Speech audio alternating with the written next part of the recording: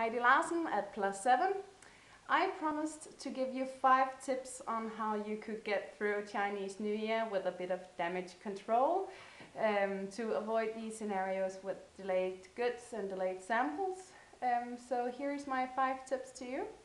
The first one would be plan your way around it, because even if it seems that these Chinese are a bit maybe surprised that the Chinese New Year is actually coming, it's actually possible to take notice of this quite a few years ahead from now. So maybe at this point in time you could already look into 2013 or 14 and maybe try to plan backwards in regards to that. So that will be my first step, and also when you're doing this planning, it's not enough to just plan around it according to the factory and according to the production at the factory. You also want to look into closing dates with the forwarder or the shipping agency that you're using. They would maybe change some closing dates that it's worth to take notice of. So plan your way around Chinese New Year, both at the factory but also at the shipping agency. The next tip, number 2, that I will give you is to follow up.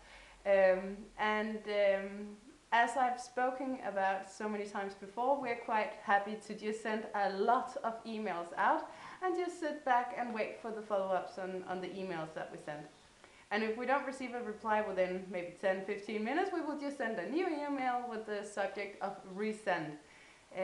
But maybe we could get a bit more accurate knowledge if we actually called them, either through phone or through Skype. But the information that we would get from the supplier would actually be a bit more realistic than just sending an email. So follow up on phone or on Skype. It's not enough to just send emails. The third tip I will give you is to have eyes on the scene. Maybe you have a kind of QC supervisor, some person at the factory which is a bit above the factory worker, but he has maybe the possibility to build some sort of relation to you, and you can communicate directly with him. And that should be your way to getting the accurate information on how is the scene at the factory floor at this very moment.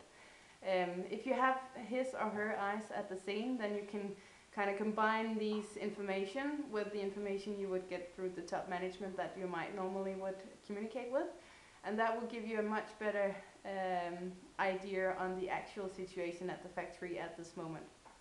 If you don't have anybody who you could use as your eyes on the scene, maybe you could find a local partner who would have some kind of local representation. There are quite many. You could find them through the internet. You could just Google them.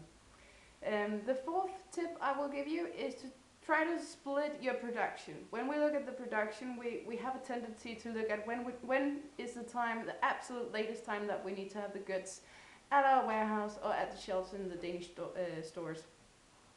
But maybe it could be possible to kind of like split up the production so that you would say, okay, I could maybe have some raw materials stored at the supplier's side.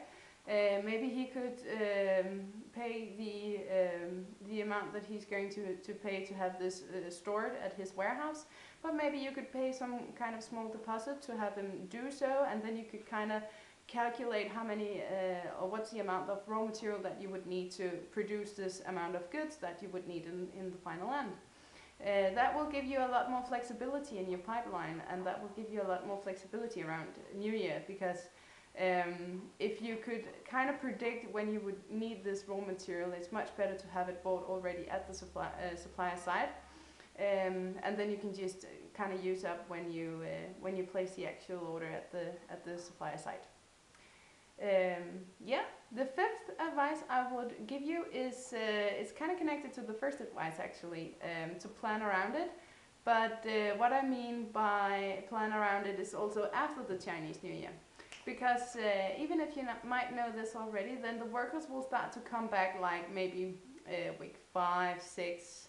And the supplier, even though how many emails you will send him, he simply don't know how many of his workers is going to come back after Chinese New Year. So sometimes after Chinese New Year, when he's back, he will take a look around his factory and say, okay, how many got back and how many new workers do I need to go out and find?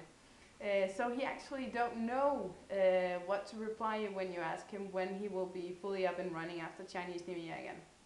So maybe you should kind of look into the first 3 months of production time after Chinese New Year. Some factories will not have fully production until maybe a month after Chinese New Year. So that's quite a long time to waste if you are already pressed or stressed for time production-wise up until maybe summer holidays. So yeah, my 5 tips would be plan your way around it at before Chinese New Year and also according to shipping agencies and closing dates. Follow up, not on email but on phone or Skype. Have your eyes on the scene or find a local partner who could help you do so. Split your production, maybe you could have some raw materials stored at the factory site.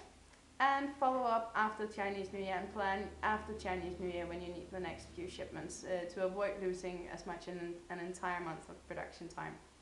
So yeah, and from January 23rd we will go into the Year of the Dragon.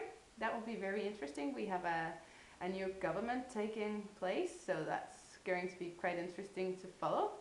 So, and yeah, that's all for me now, but as always, you're more than welcome to contact me through info@plus7.dk. And until I'll talk to you again, 再见!